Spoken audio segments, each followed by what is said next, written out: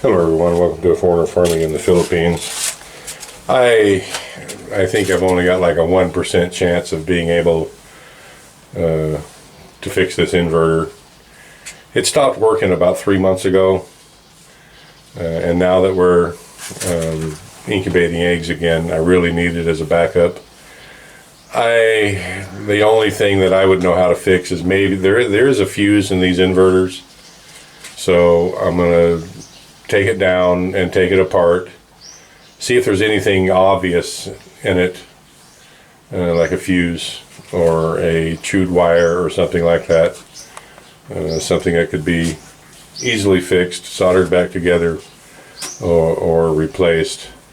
And if that's not it, then we're going to have to find some budget somewhere to get another inverter, because if we're gonna be hatching chicks, we have to have a backup power supply for the electricity that often goes out here.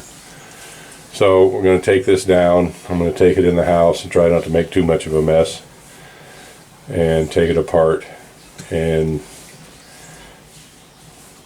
do my best to fix it and get it going. The thing is that when you turn it on, the power light comes on, but nothing comes out of either of these receptacles. And I've even put my voltage tester in there, and nothing is present here. So there's power going to this. There's power in this inverter, or else this light wouldn't come on. So it's being interrupted somewhere. So I'm going to take it apart and see if I can find something obvious. If not, there's nobody around here to repair one of these. I don't think there's anybody, hardly anywhere on the planet, that can repair one of these. They're just so cheap, and it's cheaper just to replace one than it is to repair it.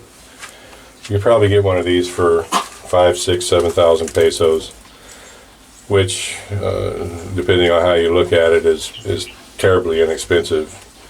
But when you don't have 4, 5, 6,000 pesos laying around, it's pricey. But anyway, we're going to get this taken off and take it inside and see what we can do.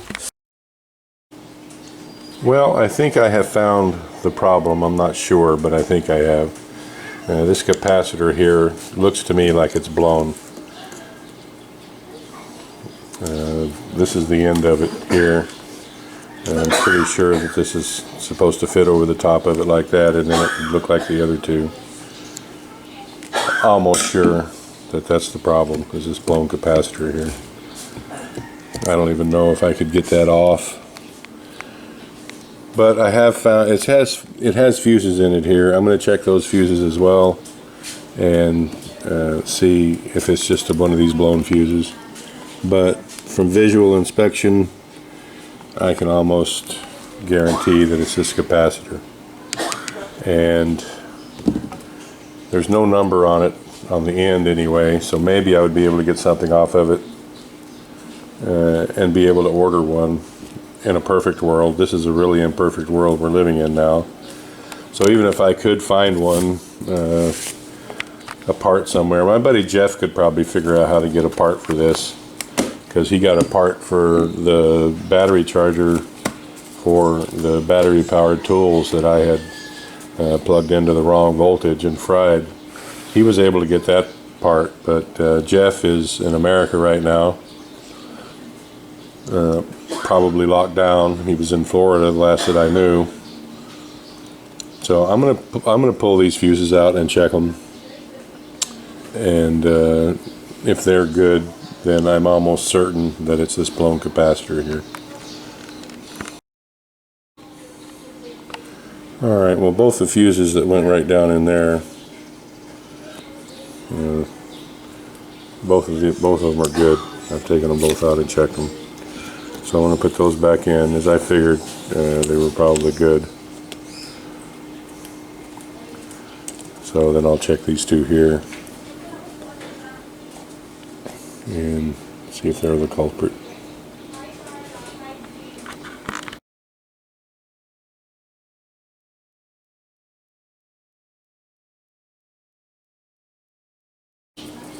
Alright, well, I checked all the fuses, and as I suspected, they're all good. It was more of a challenge than what you would think to get those fuses out of there. They're in a hard place to get to. But all 4 of the fuses are good. There's nothing else that's obviously wrong. I don't see any burnt marks anywhere. There's no smell. There's no fried electrical smell. I am almost certain that it's this capacitor here. I bent this back down, but I'm having a hard time getting it out. I can't tell if there's a clip down in there that holds it or just what. There is something down in there. The main panel, the whole thing has been epoxied to the housing, so I can't get this out. It's made to not slide around in there once it's set in place. And if there's a clip that's holding this, I don't want to destroy it. But I am going to sort of kind of gently get a pair of needle nose pliers on it. And if it's just an insert, then I'll be able to take it out. I mean, it is kind of loose. They're all kind of loose, just like there's just prongs holding them. So I'm going to go run down a pair of needle nose pliers and see if I can get that pulled out of there. See if I can get a number off of it. And maybe my buddy Jeff can find me a replacement. Well, we got it all the way out of the case. That took some doing because it's kind of was epoxied in there. But we cut this and I just widened it a little bit. This slot here fits in this groove here. We got it out, but this is the underside of it here. This is the capacitor we think is blown, this one here. But it's soldered. It doesn't clip in. It's soldered. This one's soldered here, this one's soldered here, and this one's soldered here. I can feel the little nipple there. You know, if we had a soldering iron, I could probably heat this up right here, and this would just pop right off. But we don't have one, and it's not going to come out without removing the solder. So I'm going to pretty much call this a done deal. It can't be fixed. It's a shame. You would think, well, you like I was saying before, these are inexpensive enough now to where they're easy to replace and repair. I was going to say you'd think they'd make it easier to get into and repair, but only someone doing what I'm doing, trying to replace a part, would ever get into one of these. Most people just buy a new one and just be done with it. It is a shame though that it's not more easily fixed. Like 99% sure that's what it is this capacitor right here. It does have a number on it. It's I have my glasses. It's an HSXO 3F. That'd probably be easier to see it on the screen if I zoomed in on it.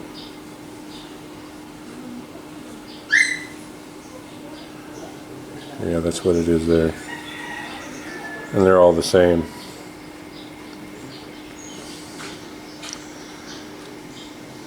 And of course everything's upside down in the monitor, so in the monitor on the camera, so I can't read what it says now.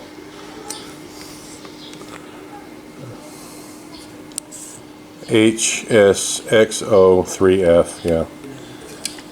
So there's 3 of these that work in series here, and one of them went bad. I'm almost sure this is what it was. And can't really fix it. So that's another thing to put on the budget, is another inverter. Such is life. Thank you, everyone. Please like, comment, share, and subscribe.